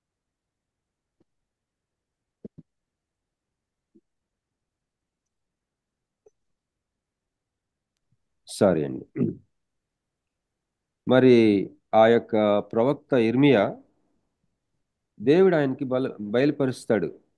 బబులోను ఆ రాజుగారు, ఆ గవర్నమెంట్ ప్రభుత్వం, ఆ యొక్క రాజ్యం ఇశ్రాయేలీని చెరబట్టుకుపోయింది. అక్కడ 70 సంవత్సరాలు ఉన్నారు. అయితే తమకు అనుకూలమైన రాజుగారిని పెట్టుకున్నాడు ఇక్కడ ఇశ్రాయేల్లో. ఆ రాజుగారు అసిస్టెంట్ ఇద్దరు ఒకసారి ఎందుకో సడన్గా బబులోను వెళ్ళవలసి వచ్చింది. వాళ్ళతో పాటు రాసి పంపిస్తాడు. ఏమని? దేవుడు బయలుపరుస్తాడు ఇర్మియాకి, బబులోను రాజా, నువ్వు నీ రాజ్యము సర్వనాశనం అయిపోబోతున్నాయి, ఆర్థిక విషయాల్లో, సైనికంగా, సమస్తం. ఎందుకంటే నా జనుల్ని నువ్వు హింసించిన తీరు నేను జ్ఞాపకం చేసుకుంటున్నా. నేనే నా జనుల్ని చెరబట్టుకుపోమని చెప్పాను, కానీ నీవు నా స్పృహ లేకుండా, దేవుని భయం లేకుండా ఆ యొక్క ఆలయంలోని ఆ యొక్క పాత్రలన్నీ తీసుకుపోయావు. అసలు దేవుడంటే భయం భక్తి లేకుండా ప్రవర్తించావు. దేవుని స్పృహ లేదు. బహు అహంకారంగా, గర్వంగా నడుచుకున్నావు బబులోను రాజా. కనుక నువ్వు నాశనం అయిపోబోతున్నావు. దేవుడు నిన్ను సర్వనాశనం చేస్తాడు, నిన్ను, నీ రాజ్యాన్ని అని రాసి పంపిస్తాడు. ఆ రాసి పంపించిన అతనికి చెప్తాడు, నువ్వు వెళ్ళి అక్కడ చదవమంటాడు. మీరు గమనిస్తే అక్కడ వెళ్ళంగానే ఎక్కడ చదువుతాడు? ఎక్కడ వీలైతే అక్కడ చదువుతాడు. రాజులు రానిరు కదా. రాజు దగ్గర చదివితే ఇంకేమన్నా ఉందా? అయితే ఆ చదివిన ఆ రాసి పంపిన ఆ పుస్తకం, వాట్ ఎవర్ మెటీరియల్ అది, దానిని అందరూ చూస్తుండగా నీళ్ళల్లో వేసేయమంటాడు, ఏదన్నా బరువైన రాయి కట్టి. ఎందుకు ఇలా చేస్తున్నావంటే చెప్పమంటాడు, ఈ నీళ్ళల్లో ఈ బరువైన రాయి కట్టి నేను వేసేస్తాను, అది ఇంకా పైకి రాదు కదా. నువ్వు, నీ రాజ్యం, బబులోను రాజ్యం ఇక ఇక మరి కోలుకోలేకుండా శాశ్వతంగా నాశనం చేయబడుతుంది అని చెప్పి. ఇక్కడ నేను ఇది ఎందుకు చెప్తున్నానంటే, మరి ఇది వినిన వాళ్ళు కొంతమంది ఉన్నారు. ఆ బబులోను ఇతను వెళ్ళి చదువుతున్నాడు కదా, ఎక్కడ వింటే అక్కడ చదివాడు. అక్కడ టెన్షన్ క్రియేట్ అయింది. అక్కడ ఆలోచించారు వాళ్ళు ఆలోచించారు. ఆ వినిన వాళ్ళు ఆలోచించారు. నేను మొత్తం సెర్చ్ చేశాను. ఆ రాజుకి తెలుసా అసలు ఇర్మియా ఇది పంపాడని? బబులోను రాజ్యం నాశనం అయిపోబోతుంది అని దేవుడు బయలుపరిచాడు నాకని ఇతడు పంపాడు కదా. అది ఆ రాజుగారికి తెలిసిందంటే తెలిసిన దాఖలాలు లేవు, తెలిసినట్టుగా ఎక్కడ రుజువులు లేవు. మరి ఎవరికి తెలిసింది? కామన్ పీపుల్కి. అంటే సోషల్ మీడియాలో చదివాడు ఆ వెళ్ళిన వ్యక్తి. సోషల్ మీడియాలో అందరికి కనబడేటట్టు రాయి పెట్టి అది ముంచేశాడు.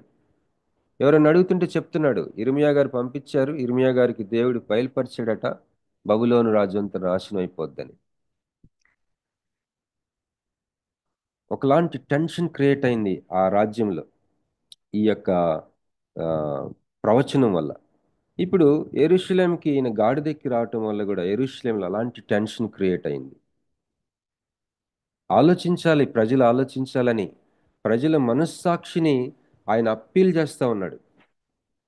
ఒకసారి ఒక నేను ఒక ఆఫ్రికాలో అడిస్ అబాబా అనే ఆ యొక్క ఇథియోపియా దేశంలో రాజధాని పేరు అడిస్ అబాబా, అక్కడ మీటింగ్ పెట్టారు ఒకసారి. ఆ మీటింగ్కి నేను వెళ్ళినప్పుడు అప్పుడే ఆ సిటీలో ఉన్న కోర్టు నుంచి ఆ జడ్జి లేడీ అమ్మ, యవనస్తురాలు ఆమె జడ్జి అంట. ఆమె వచ్చి ప్రశ్న వేసింది ఆ లీడర్ గారిని, ఏమండి ఒక కేసు విషయంలో ఏది కరెక్టో తెలియనప్పుడు నేను ఏం చేయాలి అని అడిగింది క్రిస్టియన్గా. అంటే అప్పుడు ఆయన ఏం చెప్పాడంటే, మనస్సాక్షి అదే రహస్యం అమ్మా, you appeal to the conscience అని చెప్పాడు. సో ప్రజల యొక్క మనస్సాక్షులకి దేవుడు, పరిశుద్ధాత్మ దేవుడు పనిచేసే ఏరియానే అది. నువ్వు క్రిస్టియన్ అవ్వచ్చు, నాన్ క్రిస్టియన్ అవ్వచ్చు. సో ఇక్కడ మరొక అంశం చూసుకొని మనం ముగించుకుందాం. ఇప్పుడు ఎంత అయిందంటే 6:27 అయింది కదా. మరొక అంశం మనకు బాగా పరిచయమైన అంశం, వాళ్ళు స్తుతించారు దేవుణ్ణి. ఆయన యెరూషలేంలోకి ఎంటర్ అవుతున్నప్పుడు స్తుతించారు. మనము దేవుని దగ్గర నుంచి తీసుకుంటూ ఉంటాం కదా, ప్రభు అది ఇవ్వు ఇది ఇవ్వు అని. కానీ ఇలాంటి ఆదివారం అనే కాదు, మనకి ఎప్పుడు వీలైతే అప్పుడు దేవునికి మనం ఇచ్చే వారంగా మనం ఉండాలి. మన దగ్గర ఏమి లేకపోవచ్చు. మరి నిన్న ఆశు, మా పెద్దమ్మాయి ఆశ్రిత, సేవా భారత్ అనే సంస్థతోటి తను జాయిన్ అయ్యి మరి మన హౌస్లోని Sunday school teachers training programme ఒకటి అరేంజ్ చేసింది. దాదాపు ఒక 50 మంది దాకా వచ్చారు. చాలా బాగా జరిగింది. ఆ యొక్క సండే స్కూల్ టీచర్స్ ఈ సమ్మర్ సీజన్లో ఒక 10 రోజులు సిబిసి చిల్డ్రన్ బైబిల్ క్లబ్ అది ఎలా చేయాలి భలే చెప్పారు. కాకినాడ నుంచి, తుని నుంచి వాళ్ళ రీసోర్స్ పర్సన్స్ వచ్చారు. క్యాండిడేట్స్ అయితే అరకు నుంచి కూడా వచ్చారు. చుట్టుపక్కల ఊర్ల నుంచి, చాలా మంది ఊర్ల నుంచి వచ్చారు. పాస్టర్స్ వచ్చారు. ఒక పాస్టర్ గారు అయితే హ్యాండిక్యాప్డ్, వాళ్ళ వైఫ్ కూడా హ్యాండిక్యాప్డే. పాపం 3 అంతస్తులు, మాకు లిఫ్ట్ ఉండదు, ఎంతో కష్టపడి పైకి వచ్చారు. మరి అంత అయిపోయింది. ఆ పాస్టర్ గారు వెళ్తా నాతో కూర్చొని మాట్లాడుతూ ఉన్నాడు. నేనేమో ఈయన ఎప్పుడెప్పుడు వెళ్ళిపోతాడా, నేను ప్రవీణ్ పగడాల ప్రెస్ మీట్ చూడాలనుకున్నాను. నేను ఎంతో ఎదురు చూశాను ఆ ప్రెస్ మీట్ కోసం. మరి నిన్న ఈ రోజంతా ఈ కార్యక్రమం జరగటం వల్ల నేను చూడలేకపోయాను. పాస్టర్ గారు పాపం, ఆయన మాటలు నాకు అర్థమైంది. ఏదైనా కానుకిస్తే బాగుండని అతను ఆశిస్తున్నాడని నాకు అర్థమైపోయింది. నా దగ్గర చాలా తక్కువ ఉన్నాయి. నేను వెంటనే మన హోమ్కి ఫోన్ చేసి, అమ్మాయి ఏమన్నా కానుక ఇవ్వగలిగితే ఇవ్వండిరా అని. వాళ్ళు దేవుని దయ వల్ల ఆయనకి ఇచ్చి పంపించారు. మరి ఇట్లా మనం ఇచ్చేవారంగా, మనం దేవుని సేవకులకి ఇచ్చేవారంగా మనం ఉండాలి. ఇక్కడ చూడండి, ఆయన ఎంటర్ అయినప్పుడు మత్తయి సువార్త 21వ అధ్యాయంలో వాళ్ళు ఏం చేశారు? జనసమూహములో అనేకులు తమ బట్టలు దారి పొడుగున పరిచిరి, కొందరు చెట్ల కొమ్మలు నరికి దారి పొడుగున పరిచిరి. జనసమూహములలో ఆయనకు ముందు వెళ్ళుచుండిన వారును వెనుక వచ్చుచుండిన వారును, దావీదు కుమారునికి జయము, ప్రభు పేరట వచ్చువాడు స్తుతింపబడును గాక, సర్వోన్నతమైన స్థలములలో జయము అని కేకలు వేయుచుండిరి. చూసారా? పట్టణంలో కొంతమంది కలవరపడతా ఉంటే కొంతమంది ఇట్లా ఉన్నారు. ఆ గాడిద మీద ఎక్కి వస్తూ ఉన్న ఆయన ఆ మార్గం అంతా వాటి మీద తమ బట్టలు, వాళ్ళ ఇంట్లో ఉన్న బట్టలు, వాళ్ళ సొంత బట్టలు, మంచి మంచి బట్టలు తీసుకొచ్చి రోడ్డు మీద వేశారు.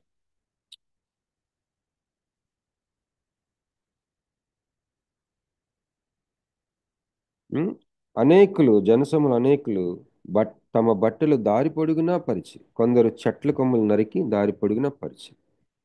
వాళ్ళు ఇంకా ఏం చేశారు? జనసమూహములలో ఆయనకు ముందు వెళ్ళుచుండిన వారు, వెనక వచ్చినవారు, దావీదు కుమారునికి జయము, ప్రభు పేరిట వచ్చేవాడు స్తుతింపబడునుగా, సర్వోన్నతమైన స్థలముల జయం.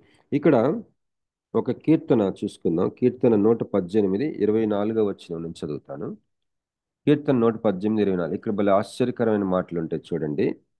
ఇది యెహోవా ఏర్పాటు చేసిన దినము, దీని యందు మనము ఉత్సహించి సంతోషించదము. యెహోవా దయచేసి నన్ను రక్షించుము, యెహోవా దయచేసి అభివృద్ధి కలిగించుము. యెహోవా పేరిట వచ్చువాడు ఆశీర్వాదమొందునుగాక. యేసు ప్రభువుని గురించిన మాటలు చూడండి. యేసు ప్రభు ఆశీర్వాదం పొందునుగాక. నీవు నేను దేవుణ్ణి ఆశీర్వదించగలవన్నమాట.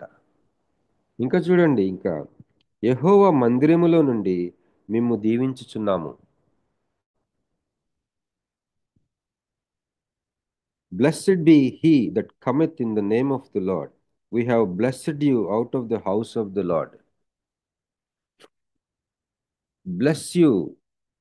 దేవుడు స్తుతినందునుగాక. Blessed be the name of the Lord. దేవుని నామము ఆశీర్వదించబడునుగాక. మరి కేవలము కానుకలు ఇవ్వటమే కాదు, దేవుణ్ణి మనం ఆశీర్వదించాలట. ఒక రకంగా దేవా బ్లెస్ యూ అని చెప్పాలట. Blessed be the name of the lord. దేవా నీ నామము ఆశీర్వదించబడునుగాక, దీవించబడునుగాక. ప్రకటన గ్రంథంలో ఉంటుంది, మహిమ, ఘనత, ప్రభావంతో పాటు ఒక మాట ఉంటుంది, నీవు ఐశ్వర్యము నీకు కలుగునుగాక దేవా. దేవుడు మనకు ఐశ్వర్యం ఇచ్చే దేవుడైతే దేవుడికి చెప్తా ఉన్నారు ప్రకటన గ్రంథంలో ఆ యొక్క సంఘము, దేవుని దూతలు కలిసి, దేవా నీకు ఐశ్వర్యము నీకు నేను ఆరోపిస్తున్నాం అని. స్థితిలో మంచి కోణాలు. మరి ఇక్కడ రెండు విషయాలు చూసాం. ఒకటి, యెరూషలేములో ఆయన గాడిదెనెక్కి రావటం అనేది ఒక కలవరం కలుగజేసింది. వాళ్ళ మనస్సాక్షిలో వాళ్ళు ఆలోచించడం ప్రారంభించారు. ఎన్నడూ లేని కొత్త కోణాన్ని కలవరంతో ఆలోచించడం మొదలుపెట్టారు. బాబోయ్, ఎవరితను? యూజువల్గా రాజులు కదా ఇలా వస్తారు అని. ఈ కొంతమంది అయితే స్తుతించారు. ఆ స్థుతిలో వాళ్ళు ఎలాంటి స్థుతి అంటే, వాళ్ళకి ఉన్నా లేకపోయినా దేవుడికి ఆరోపించారు, దేవుణ్ణి ఆశీర్వదిస్తా ఉన్నారు. మరి అట్లాంటి ప్రత్యేకమైన ఆశీర్వదింపబడిన స్థితి మంది. ఈరోజు నీకు ఒక అడ్రస్ లేకపోవచ్చు, నీకు ఏమీ లేకపోవచ్చు, నువ్వు ఒక అనామకుడు అవ్వచ్చు, అనామకురాలు అవ్వచ్చు, కానీ యూ కెన్ బ్లెస్ గాడ్. మరి దేవుణ్ణి ఎప్పుడైతే మనం స్తుతిస్తామో దేవుడు ఖచ్చితంగా ఆశీర్వదిస్తాడు. స్థుతిలో గొప్ప శక్తి ఉంటుంది. కనుక ఈరోజు రెండు విషయాలు మనం చూసుకున్నాం. మరి ప్రవక్త చెప్పిన మాట నెరవేరినట్లు ఆయన ఈ యొక్క గాడిదనెక్కి రావటం ఆ యెరూషలేములో కలవరం కలగటానికి కారణమైంది. మరి టెన్షన్ అన్న విషయం మనం చూసాం. కొన్ని విషయాల్లో టెన్షన్ ఉండటం మంచిది, అది మనస్సాక్షుల్ని మేల్కొల్పుతుంది. మరి రెండవ పాయింట్గా స్తుతి చూసాం. ఈరోజు మనం మన సంఘాలకు వెళ్ళి దేవుణ్ణి ఆశీర్వదిద్దాం. సియోనులో నుంచి, ఇక్కడ సియోనులో నుండి, యెహోవా మందిరములో నుండి, దేవా నేను నిన్ను దీవిస్తున్నాను, యెహోవా పేరిట వచ్చేవాడు ఆశీర్వాదం పొందునుగాక. దేవునికి స్తోత్రం. కీర్తనకారుడికి దేవుడు బయలుపరిచిన గొప్ప ఐశ్వర్యం, వీ కెన్ బ్లెస్ గాడ్. దేవుణ్ణి ఆశీర్వదించవచ్చు. నువ్వు నీ మాటల ద్వారా, కానుకల ద్వారా, ఇవ్వటం ద్వారా రకరకాలుగా దేవుణ్ణి బ్లెస్ చేయొచ్చు. దేవునికి స్తోత్రం. మరి ఒక్క 5 minutes ఎక్స్ట్రా తీసుకున్నాను, క్షమించండి. ఓవర్ టు ఝాన్సీ సిస్టర్ గారు, ప్లీజ్. దేవుని నామంలో ఇప్పటి వరకు యేసు యెరూషలేము జయ ప్రవేశం గురించి వాక్య పరిచర్య చేసిన బాబీ గారికి వర్చువల్ ప్రేయర్ ఫెలోషిప్ తరపున కృతజ్ఞతలండి. జకర్యా గ్రంథము 9వ అధ్యాయం 9వ వచనం ద్వారా, సియోను నివాసులారా బహుగా సంతోషించుడి, యెరూషలేము నివాసులారా ఉల్లాసముగా ఉండుడి. నీ రాజు నీతిపరుడును రక్షణ గలవాడును దీనుడునై గాడిద పిల్లను ఎక్కి నీ యొద్దకు వచ్చుచున్నాడు అనే ప్రవచనం యొక్క నెరవేర్పు యేసు యెరూషలేము జయప్రవేశమై ఉన్నది. 1 పేతురు పత్రిక 3:15 ద్వారా, ఎప్పుడైతే మనము మన హృదయంలో క్రీస్తును ప్రభువుగా ప్రతిష్ఠించుకుంటామో అప్పుడు మనం నిర్మలమైన మనస్సాక్షి కలిగి మనలో ఉన్న నిరీక్షణను గురించి హేతు అడిగే ప్రతి వానికి సాత్వికముతో భయముతో సమాధానం చెప్పేదానికి సిద్ధంగా ఉంటాం.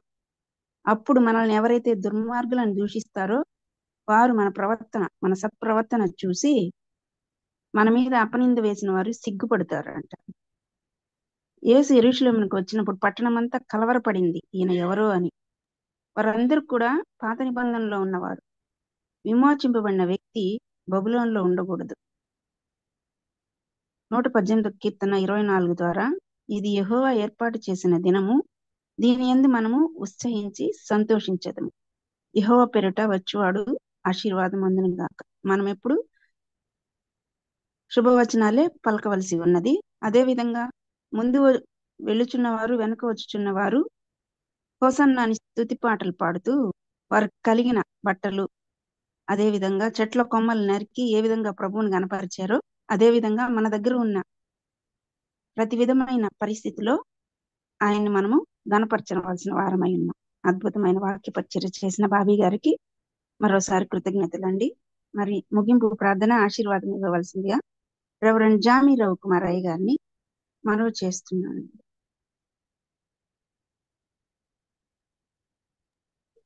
ప్రార్థన చేసుకుందామండి. పరిస్థితులు ఎంత అంటే నీ బంగారు పాదం కొందరం ప్రభావ, నీ ప్రాణం బట్టి కృపబడి వందనాలు ప్రభావ, నీ దాసుని మరుగుపరిచి మాతో మాట్లాడిన విధాన్ని బట్టి వందనాలు తండ్రి. కొన్నిసార్లు ప్రభావ కలవరపరిచినప్పుడు తండ్రి, అయ్యా తండ్రి దేవతల ప్రభావ యూదుల రాజుగా పుట్టినవాడు ఎక్కడున్నాను అడిగినప్పుడు ప్రభావ ఏ రోజులో కలవరం ప్రారంభమైంది అయ్యా. అదేవిధంగా నువ్వు జయప్రవేశం చేసినప్పుడు ప్రభావ యెరూషలేములో కలవరం ప్రారంభమైంది అయ్యా. అదేవిధంగా దేవతల భారతదేశంలో జరుగుతున్న ప్రభావ అయ్యా పరిస్థితులను చూసినప్పుడు తండ్రి క్రైస్తవ సమాజంలో కలవరం ప్రారంభమైంది అయ్యా. ప్రార్థన చేస్తున్నాను తండ్రి, నీ సహాయం దయచేయండి. నీ చిత్తానుసారంగా ప్రభా నువ్వు అనుమతించిన మేరకు ప్రభా మేము ముందుకు సాగడానికి నీ కృప చూపించమని ప్రార్థన చేస్తున్నాను. దాన్ని సహాయం దయచేయండి ప్రభా. అయ్యా ఏ స్థితి అయినా ఏ పరిస్థితి అయినా పరిచయం చేయగలిగే భాగ్యం మాకు దయచేయండి అయ్యా. నాడు ప్రభా శిష్యులు వారికి గద్దించినప్పుడు దాన్ని మీరు ఊరుకుంటే ప్రభా రాళ్ళు లేచి కేకలేస్తాను ప్రభా, సెలవిచ్చే ప్రభా. అయ్యా నీకోసం మాట్లాడడానికి, నీకోసం పాడడానికి, నీకోసం చెప్పడానికి ప్రభా మాకు ఇవ్వబడ్డ ప్రతి అవకాశాన్ని తను వినియోగించుకోవడానికి ప్రభా దినాన్ని వాడుకోమని ప్రార్థన చేస్తున్నాం ప్రభా. ఏ సంఘాల్లో ప్రభా దినాన ప్రభా నీ జయప్రవేశం గురించి దేవతన ప్రభా ర్యాలీస్ జరుగుతూ ఉన్నాయో, మట్లాదవరం గురించి దేవతన ప్రభా ఏర్పాట్లు జరుగుతూ ఉన్నాయి ప్రభా, సమస్తము ఘనంగా క్రమంగా మర్యాదగా జరిగించమని ప్రార్థన చేస్తున్నాను తండ్రి. అయ్యా ప్రభు నీ దాసులు చెప్పినట్టుగా ప్రభా గ్రహాం స్టెయిన్స్ గారు చనిపోయినప్పుడు తండ్రి అయ్యా ఇంత ఆందోళన ప్రభు ఇంత లేదు కానీ ప్రభా అయ్యా తండ్రి ప్రభు ప్రవీణ్ గారు చనిపోయినప్పుడు తండ్రి అనేక మంది బయటకు రావడానికి అవకాశం ఇచ్చాను. నీకు వందనాలు తండ్రి. సహాయం చేయండి, ఐక్యతను ప్రభు ఉంచండి. అదేవిధంగా అంతిమ న్యాయాధిపతి ప్రభు ఈ లోకంలో ఎంతమంది ఎన్ని తీర్పులు తెరిచిన ప్రభా ఓ దినాన ప్రభా వారు చేసిన పనులు మంచివే కానీ చెడ్డవే కానీ ప్రభా నీ నిలబడవలసి ఉంది ప్రభా. సహాయం తెచ్చమని ప్రార్థన చేస్తున్నాను తండ్రి. మా జీవితంలో సమస్తాన్ని చేతిగా అప్పగించుకుంటూ నీ చిత్తానుసారంగా నడవగలిగే భాగ్యం మాకు అందరికీ దయచేయమని వర్చువల్ ఫెలోషిప్ దీవించమని ప్రార్థిస్తున్నాను. ఆరాధనలో మీరే సకల మహిమగంత ప్రభావం పొందుకోమని దీన్ని ఏర్పాటు చేసిన బాబు రత్నాకర్ గారిని, అదేవిధంగా ప్రభుత్వానికి సహకరిస్తున్న బిడ్డలందరూ పేరు పెట్టి దీవించమని సహాయం చేయమని ఈ చిన్న ప్రార్థన మా ప్రభులు ప్రియకుమారుడైన యేసుక్రీస్తు దివ్యనామమున వేడుకుంటున్నాం పరమ తండ్రి, ఆమేన్. పరలోక ముందున మా తండ్రి, మీ నామం పరిశుద్ధపరచబడును గాక, మీ రాజ్యం వచ్చును గాక, మీ చిత్తం పరలోక ముందు భూమి మీద నెరవేరును గాక. మాకు కావాల్సిన దినాహారం నుండి మీద దయచేయము, మనసును క్షమించి ప్రకారం క్షమించము, మమ్మల్ని శోధనలో దగ్గరికి పంపించము, ఎందుకంటే రాజ్యము బలము మహిమ నిరంతరం ప్రేమ కుమారుడైన యేసుక్రీస్తు కృప పరిశుద్ధాత్మక అన్యోన్య సహవాసము వాక్యం చెప్పిన దాసులకు నడిపించిన బిడ్డలకు ప్రత్యేకంగా దినం జరగబోతున్న ర్యాలీస్ కి ఆరాధనకి కనుక సదాకాలముతో నడిపించును గాక. Amen amen amen. Praise the lord అయ్య గారు. ముగింపు ప్రార్థన మరియు ఆశీర్వాదం ఇచ్చిన రెవరెండ్ జామీ రవికుమార్ గారికి, అదేవిధంగా వాక్య పరిచర్య చేసిన బాబీ గారికి, టెక్నికల్ సపోర్ట్ ఇచ్చిన తేజ ఎఫ్నెటస్ గారు మరియు యవన బిడ్డ జాన్సన్ కి, స్క్రిప్చర్ రీడింగ్ చేసిన పాస్టర్ దీప్తి గారికి, కోర్ కమిటీ మెంబర్స్ కు మరియు కూడి వచ్చిన విశ్వాసులైన పరిశుద్ధులందరికీ వర్చువల్ ప్రేయర్ ఫెలోషిప్ తరపున కృతజ్ఞతలు అండి. ఈ మెసేజెస్ అన్ని కూడా యూట్యూబ్ లో అప్లోడ్ చేయబడతాయి. బాబీ రత్నాకర్ అని కానీ వర్చువల్ ప్రేయర్ ఫెలోషిప్ అని కానీ టైప్ చేసి మన బంధువులకు మరియు స్నేహితులకు మనం షేర్ చేయవచ్చు. ప్రభు చిత్తమైతే రేపటి దినాన్ని తిరిగి కలుసుకుందాం. అంతవరకు సెలవు తీసుకుందాం. ప్రభు నామములో అందరికీ వందనాలండి.